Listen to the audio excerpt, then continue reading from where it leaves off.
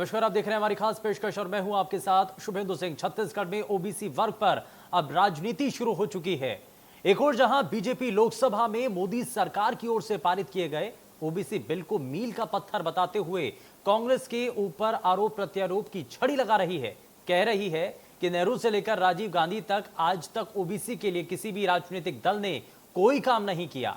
BJP नेताओं की माने तो पिछले 7 सालों से नरेंद्र मोदी ओबीसी वर्ग के पिछड़ेपन को खत्म करना चाह रहे थे और उन्होंने 2021 में इस बिल को पारित करवा करके ओबीसी के लिए 27% आरक्षण का रास्ता साफ कर दिया। अब किसी भी राज्य में ओबीसी वर्ग को 27% आरक्षण देना अनिवार्य होगा। तो वहीं दूसरी तरफ कांग्रेस नेताओं बीजेपी पर इस मुद्दे को लेकर राजनीति का आरोप लगा रहे हैं। उनका कहना है कि अगर बीजेपी इतने ही ओबीसी आरक्षण को लेकर गंभीर थी तो 15 साल सरकार में रहने के दौरान उसने किसी ओबीसी को मुख्यमंत्री क्यों नहीं बनाया। देखिए, पूरे देश में सबसे बड़ी पॉपुलेशन किसी की है तो ओबीसी वर्ग की है। और ओबीसी वर्ग में अभी तक जो ओबीसी का आरक्षण का फायदा है वो क्रीमी लेयर ने उठाया है। जो अन्य ओबीसी वर्ग है उसको जो इसका फायदा मिलना चाहिए वो फायदा नहीं मिला है। और अभी तक राज्य सरकारें ये बहाना ढूंढ लेती थी कि केंद्र सरकार हमको परमिशन नहीं दे रही है। अब तो केंद्र की सरकार ने नया कानून बनाकर राज्यों को अधिकार दे दिया है कि किनको किनको ओबीसी डिक्लेयर करना है। और इसका फायदा अब राज्य सरकार को चाहिए कि अन्य ओबीसी वर्ग है जो आज भी विकास की दौड़ में पिछड़ा हुआ है उसके हित में निर्णय लेना चाहिए। और भूपेश बघेल की जो सरकार है वो खाली ओबीसी वर्ग को झुंझुना थमा रही है। 27% आरक्षण का उन्होंने विधेयक लाया, परंतु उस विधेयक को हाई कोर्ट में खुद ने ही चैलेंज करवा दिया और विधानसभा में किसी भी प्रकार का उसको कानून बनाने के लिए विधेयक नहीं लाया। पूर्व के रमन सरकार के दौरान छत्तीसगढ़ के ओबीसी वर्ग को 14% का आरक्षण मिलता था। मुख्यमंत्री माननीय भूपेश बघेल जी ने 15 अगस्त 2019 को उस 14% के आरक्षण को बढ़ाकर 27% करने का काम किया है। और जो एससी वर्ग का आरक्षण था जिसे रमन सिंह की सरकार में कटौती की गई थे उस आरक्षण को वापस 13% करने का काम किया है। एसटी का आरक्षण 32% है। तो भारतीय जनता पार्टी का चरित्र ओबीसी वर्ग, एसटी वर्ग, एससी वर्ग को सिर्फ राजनीति के वोट बैंक की तरह उपयोग करना है। अगर इनकी नीयत साफ होती तो 15 साल तक जो छत्तीसगढ़ में इनकी सरकार रही है उस दौरान एसटी, एससी या ओबीसी वर्ग के लोगों को मुख्यमंत्री बनाते। दरअसल छत्तीसगढ़ की आधी आबादी यानी लगभग 55% ओबीसी वर्ग से आते हैं और इस वर्ग को साधे बिना किसी भी राजनीतिक पार्टी की नैया पार नहीं होनी है। और एक तरफ बीजेपी मोदी के ओबीसी बिल को हथियार बना करके आप इसको आगे बढ़ा रही है, तो वहीं कांग्रेस की भूपेश सरकार ओबीसी वर्ग को साधने की अलग अलग तरह से कवायद करने में जुट चुकी है। अब देखना यह है कि ओबीसी वर्ग किस पार्टी के साथ जाता है और इसी मुद्दे पर आज हम चर्चा करेंगे। हमारे साथ चर्चा के लिए कुछ खास मेहमान भी कार्यक्रम में जुड़ने जा रहे हैं। जरा सबसे पहले आपको मिलवा देता हूं उनसे। हमारे साथ कांग्रेस पार्टी से प्रवक्ता अजय गंगवानी कार्यक्रम में जुड़ चुके हैं। अजय जी, बहुत स्वागत है आपका कार्यक्रम में। हमारे साथ भारतीय जनता पार्टी से नेता युधिष्ठिर चंद्राकर कार्यक्रम में जुड़ चुके हैं। युधिष्ठिर जी, बहुत स्वागत है आपका कार्यक्रम में। और वरिष्ठ पत्रकार याज्ञवल्क्य मिश्रा जी हमारे साथ कार्यक्रम में जुड़ चुके हैं। सर, बहुत स्वागत है आपका कार्यक्रम में। लेकिन मैं शुरुआत जरा आपसे करना चाह रहा हूँ। सर युधिष्ठिर जी, मौजूदा वक्त में जिस तरीके से चीजें चल रही हैं, आरोप आप कई लगा रहे हैं और साथ ही साथ आप ये भरोसा दिला रहे हैं कि जो केंद्र की सरकार कर रही है वो बहुत अच्छा है और मौजूदा वक्त में जो प्रदेश की सरकार कर रही है वो कारगर नहीं है। अंतर कैसे बताएंगे सर जनता को? आरोप नहीं लगा रहे हैं हम तो। आरोप लगाना होता तो केंद्र सरकार, हमारे भारतीय जनता पार्टी कभी केंद्र सरकार से इसकी आरक्षण का पास नहीं करते है ना। शुरू से हमारे जो 127वां जो संशोधन है इसको एक बार कांग्रेस ने ही विफल किया, दूसरी बार फिर प्रस्ताव लाया गया जिसको अभी पास हुआ है जिस बहुमत के हिसाब से। और उसको सभी राज्यों को चाहिए, एक नैतिक ये है। और खासकर छत्तीसगढ़ में तो और अच्छा होना ही चाहिए, कारण कि यहाँ पे तो हमारे ओबीसी नेता मुख्यमंत्री बने हैं, तो कम से कम ओबीसी के लोगों को अच्छे से आरक्षण मिल जाए और इसको भली भांति विधिवत रूप से बढ़िया विधानसभा में प्रस्ताव पर पास करके ये इसको एक कानून के रूप में ले ले और राज्य में, हमारे छत्तीसगढ़ राज्य में भी लागू करे और लागू करके हमारे जितने भी ओबीसी के, आपको बता दो शुभेंदु जी की यहाँ 55% के आसपास पूरा ओबीसी वर्ग आते हैं छत्तीसगढ़ में, और यानी आधे से ज्यादा है। और यहाँ इसीलिए तो राजनीति हो रही है ना सर, राजनीति इसीलिए तो हो रही है कि जो आधी आबादी है कम से कम उसकी वोट को अपनी तरफ कैसे खींचा जाए। सवाल तो इसीलिए बनता है ना कि इतने सालों से आखिर क्यों नहीं ध्यान दिया जा रहा था। अब जरा अजय जी, आप जरा इस पर जवाब दीजिए। बार बार आरोप लगाए जा रहे हैं, आपके ऊपर यह आरोप है कि 14 से 27 करने का आप कह तो रहे हैं, आपने घोषणा भी कर दी, लेकिन सवाल तो इस पॉलिसी को लेकर के भी उठ गए ना।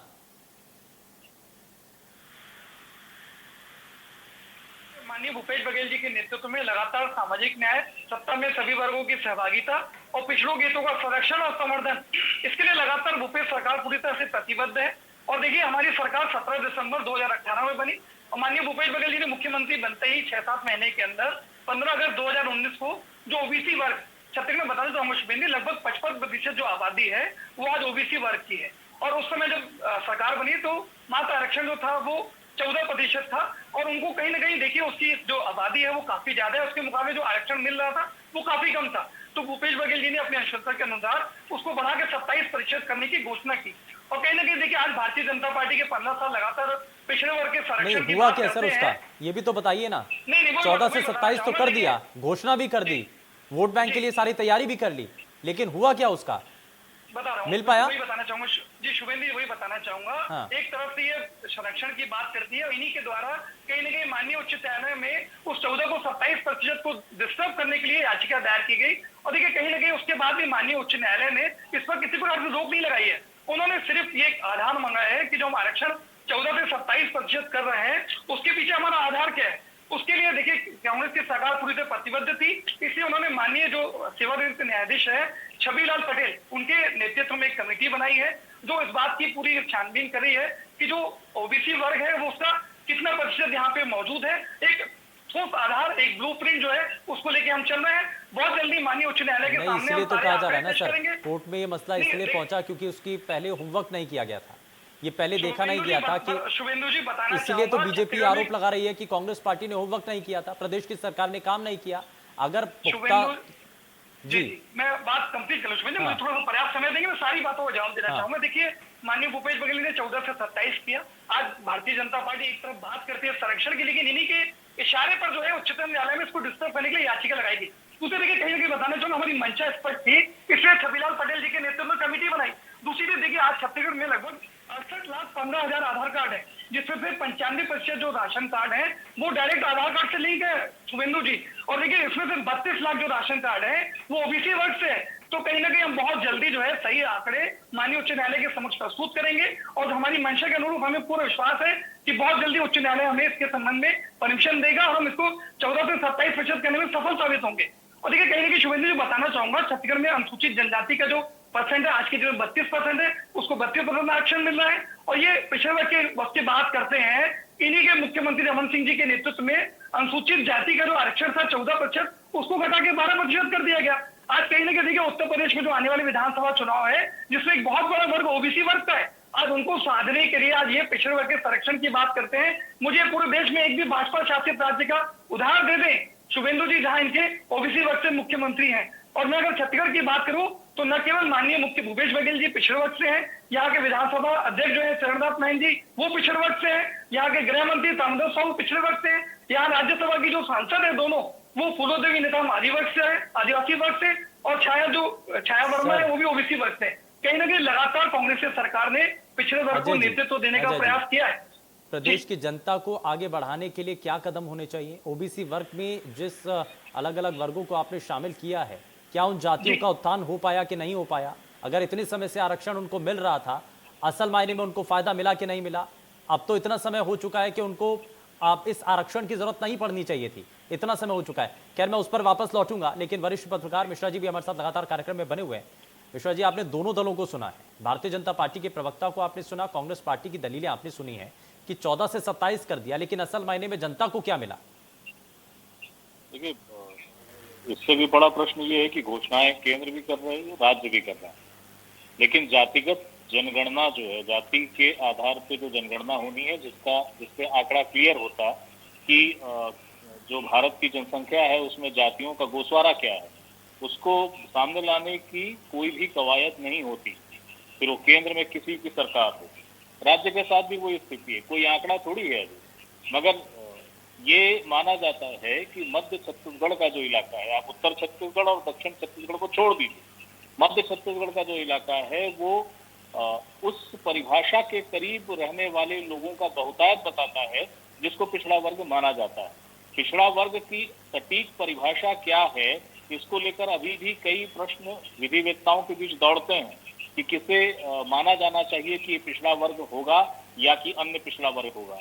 लेकिन एक ट्रेंड बन रहा है, उस ट्रेंड के आधार पे उसमें नाम जुड़ जाते हैं, जातियां जुड़ जाती हैं और उस पे कोई विधि सम्मत प्रश्न खड़ा नहीं होता है, वरना एक नई बहस का मुद्दा बन जाए।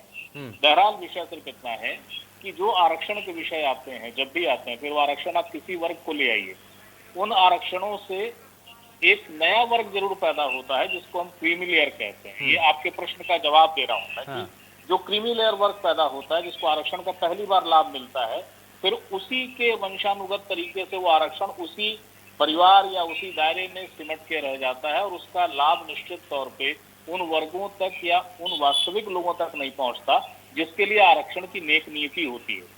और इसके कारण कोई इस बारे में नहीं सोचता मिश्रा जी, इसमें कोई इस बारे में नहीं सोचता कि अगर आरक्षण हमने किसी भी जाति को दिया है, अगर हमने किसी भी वर्ग को आरक्षण दिया है तो उसको आरक्षण दे करके छोड़ दिया। रिव्यू करना कितना जरूरी है, असल मायने में अलग अलग जो जाति ओबीसी वर्ग के अंदर हमने रखी हैं, कितनी जातियों को उसका आरक्षण का फायदा मिला है, कितनों को नहीं मिल पा रहा है, ये रिव्यू करना किसका काम है? फिर ये भी तो समझना होगा ना। निश्चित तौर पे ये काम सरकार का है, या सरकार के अलावा आखिर रिस्पॉन्सिबल कौन होगा? जो संस्था या जो तंत्र आपको आरक्षण दे रहा है, उस आरक्षण का मूल मकसद क्या है? शिक्षा से वंचित या मूल जो समाज की धारा है, यदि उससे आप किन्हीं कारणों से वंचित रहे हैं तो आपको एक रिजर्वेशन दिया जा रहा है कि आप सीधे आगे आइए और अपना लाभ उठाइए। लेकिन वो आरक्षण सही स्वरूप में, सही तरीके से अपने जिस उद्देश्य की वजह से लागू हुआ है वो प्रभावी है कि नहीं है, और उस उद्देश्य को सार्थक रूप से अंतिम व्यक्ति तक पहुंच रहा है कि नहीं पहुंच रहा है, इसकी जांच, इसका परीक्षण सरकार का ही काम है। और यदि आलोचनाएं हो रही हैं तो सरकार को और ज्यादा जागना चाहिए कि आखिर हो क्यों रही है आलोचना, क्या हुआ। ठीक है युधिष्ठिर जी, इसमें चाहे कोई भी सरकार हो, आज की सरकार के ऊपर आरोप लगा देना ये भी सही नहीं है, लेकिन इससे पहले जब आपकी भी सरकार थी, क्या उस वक्त भी रिव्यू किया गया था? आप कहते हैं कि हम सारे काम जो है जनता से फीडबैक लेकर के ही करते हैं, तो ओबीसी वर्ग में जिन आपने जातियों को शामिल किया या उसमें जोड़ा, तो क्या उनसे पूछा कि असल मायने में उनको लाभ मिल रहा है कि नहीं मिल रहा है? जो योजनाएं आप चला रहे हैं, जो फायदा मिलना चाहिए, क्या वो मिल रहा है कि नहीं मिल रहा है? ये रिव्यू तो हर सरकार को करना है ना, चाहे इससे पहले की आपकी जिम्मेदारी थी और मौजूदा वक्त में कांग्रेस पार्टी की जिम्मेदारी है। मैं आपको बता दूं कि मैं भविष्य में नहीं जाता, नहीं जाता, लेकिन अभी वर्तमान में हमारे जो केंद्र सरकार है, माननीय मोदी जी ने ओबीसी को लेकर जितना जैसा सोच किया है, वहां पे मंत्रिमंडल में भी गठन किया है, तो सर्वाधिक कहा जाए तो ओबीसी को ही जोड़े हैं, और अभी भी आम जनता को भी जोड़ना है तो 25% का आरक्षण जो बार बार, यानी ये बात उठती थी, हमेशा ओबीसी हमेशा पिछड़ा हुआ रहता था। मैं भी ओबीसी वर्ग से आता हूँ और ओबीसी वर्ग के आने के बाद मुझे मालूम है ये पीड़ा कितना होता है। और आरोप प्रत्यारोप मैं नहीं लगाना चाहता, कारण कि अभी जैसे भूपेश बघेल जी ने 27% का आरक्षण लगाया, याचिका दायर किसने किया और याचिका दायर किया उसे किसने उसे प्रोत्साहित किया और कौन सा पदाधिकारी बनाया, इस चीज को तो देखें।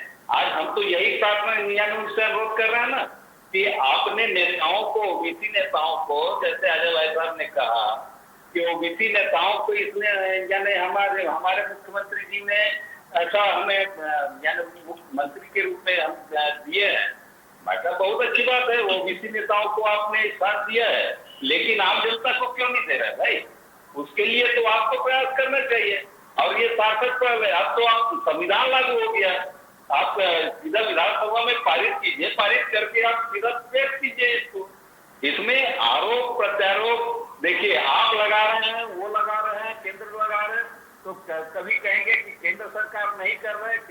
सरकार कर रहा है, ठीक है। उसके बाद कहोगे कि रमन सिंह क्यों नहीं किया?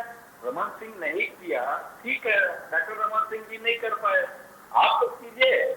हमारे केंद्र सरकार तो कर रही है, केंद्र पूरा भारत देश को सोच रहा है। वो भारत देश में हमारा छत्तीसगढ़ एक दिल का धड़कन है, बीचों बीच में आता है, और ओबीसी बाहुल्य है हमारा प्रांत जो है। और इसके लिए आपने जब नेताओं को आपने ऑर्गेनाइज किया, ओबीसी नेताओं को ऑर्गेनाइज किया, तो हमारे जनता को भी क्यों नहीं कर रहे? ठीक है, इसको तो आप ठीक है, नेताओं को ऑर्गेनाइज किया जा रहा है, लेकिन जनता को केंद्र में रख करके जब नीतियां तैयार की जाती हैं तो पैमाना सिर्फ आपने अभी तक कैबिनेट में कितने ओबीसी नेताओं को शामिल किया है उससे नहीं है, बल्कि पैमाना तो आपका यह है कि जनता जो कि आपने जिसको ओबीसी वर्ग के अंदर शामिल किया था, जिन जातियों को शामिल किया था, क्या असल मायने में अब उनको आप बाहर निकालने की फेज में आ चुके हैं? अजय जी जरा जवाब दीजिए इस पर।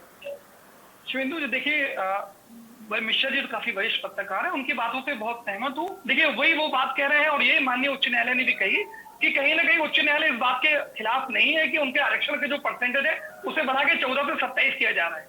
आज कहीं ना कहीं युधिष्ठिर जी स्वीकार करे ना करे, परंतु इन्हीं के भारतीय जनता पार्टी के इशारे पर उच्च न्यायालय में याचिका दायर की गई। कहीं ना कहीं ये नहीं चाहते थे कि पिछड़े वर्ग को जो संरक्षण दिया जा रहा है उसको 14% से बढ़ा के 27% किया जा रहा है। यानी कि आप ये कह रहे हैं कि कोर्ट में जो याचिका दाखिल की गई वो भारतीय जनता पार्टी के कहने पर हुई है, के इशारे पे की गई। सर कहीं ना कहीं मैं इस बात से पूरी तरह वाकिफ हूँ, और कहीं ना कहीं उनके इशारे पर ये लागू की गई है, उन्हीं के संबंध में ही लागू की गई कि दिखावे के लिए। मैं वही कह रहा हूँ आपसे, कहने के देखिए 15 सालों तक इन्होंने आरक्षण का क्या कोई प्रयास किया?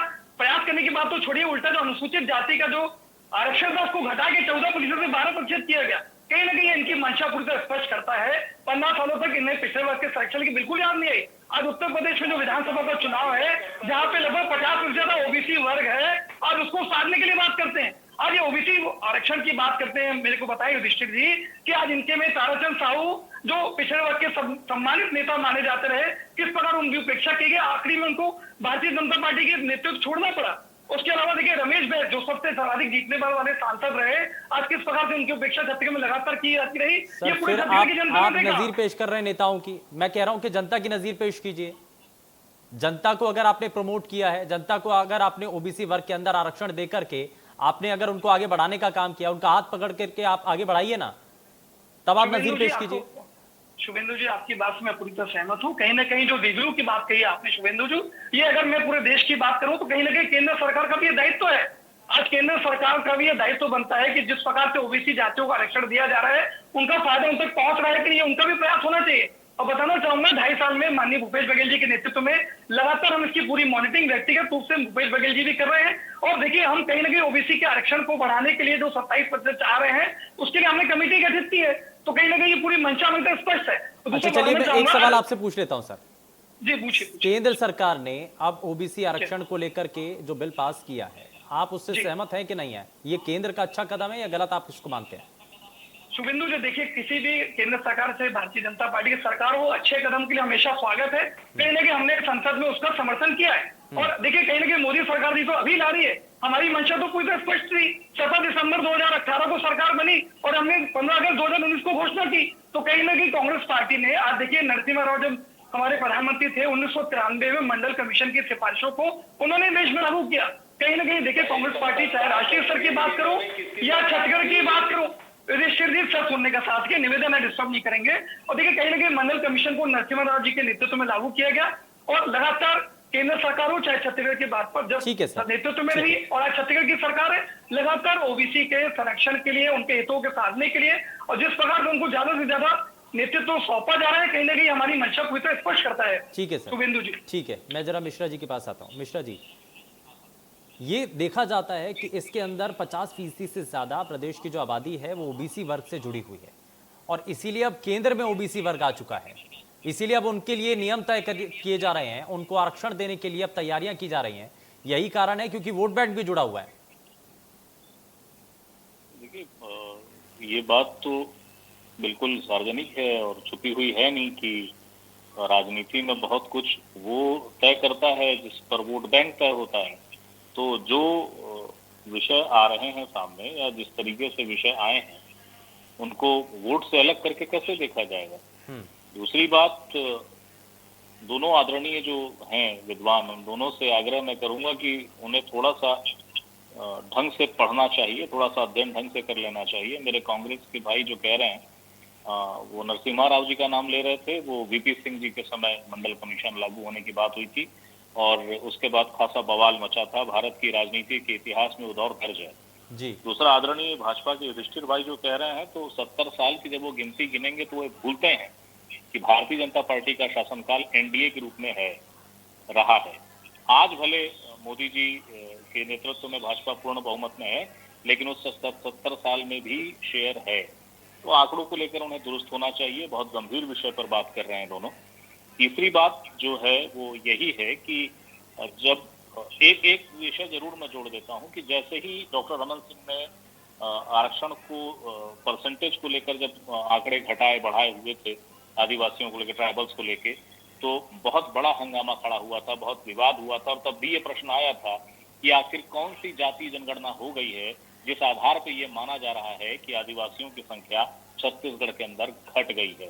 आज भी ये प्रश्न जिंदा है, ये प्रश्न विलुप्त नहीं हुआ है। नंद कुमार साहब कई बार इस मसले को लेकर कहते रहे हैं, उन्होंने ये खारिज नहीं किया है कि अन्य पिछड़ा वर्ग या पिछड़ा वर्ग की संख्या कितनी है, लेकिन वो ये प्रश्न जरूर करते हैं कि आदिवासियों की संख्या कैसे घट गई, कहाँ चले गए आदिवासी। आदिवासी बाहुल्य इलाका रहा है। हाँ। तर्कों के आधार पे, तथ्यों के आधार पे जो बातें अभी तक जानी गई हैं वो यही मानते हैं कि हाँ आदिवासी बाहुल्य इलाका है। ठीक है। अब जहां तक मसला इन आरक्षण का है तो हमेशा ये प्रश्न आएगा और ये प्रश्न चूंकि जवाबदेही से भरा है, हाँ। इसलिए दोनों ही खेमे, वो राजनीति के जो भी विषय वस्तु हो, हाँ। जिनका सत्ता में शेयर हो, वो कभी इसमें सामने नहीं आएंगे क्योंकि जवाबदेही का विषय है। हाँ। ये प्रश्न तीखा है मगर बहुत गंभीर है कि आरक्षण लागू हुए इतने साल हो गए, आप हमें ये बता दीजिए कि आरक्षण से लाभान्वित होने की स्थिति क्या बिल्कुल है। कितने लोगों वो को प्रतिशत आपने कभी अब सामने तक नहीं फायदा आएगा। पहुंचाया है, क्योंकि ये अपने उतना आप ही में बिल्कुल जोखिम जाहिर भरा तौर पर ये प्रश्न है, गंभीर सवाल जबकि है। हम ये जानने और ये की मौजूदा कोशिश वक्त करते में हैं सरकार कि हो या इससे बताइए पहले की जाति का सरकारें जनगणना हों, आंकड़ा। ये सवाल हर किसी के लिए। खैर समय ज़्यादा इजाजत नहीं देता आगे बढ़ने के लिए, सर माफी के साथ रुकना चाहूंगा और बहुत शुक्रिया सभी खास मेहमानों का कार्यक्रम में शामिल होने के लिए। आपने अपना कीमती जो समय है वो इंडिया न्यूज़ को दिया है। लेकिन इस चर्चा के दौरान हमने ये देखने और समझने की कोशिश की है कि ओबीसी को अब केंद्र में रखा जा रहा है और ओबीसी वर्ग को अब साध करके उनके लिए नीति तैयार की जा रही है, आरक्षण का रास्ता साफ किया जा रहा है। लेकिन क्या इसमें वोट बैंक की राजनीति भी है, यह अपने आप में बड़ा सवाल। पेशकश में फिलहाल के लिए बस उतना ही। नमस्कार।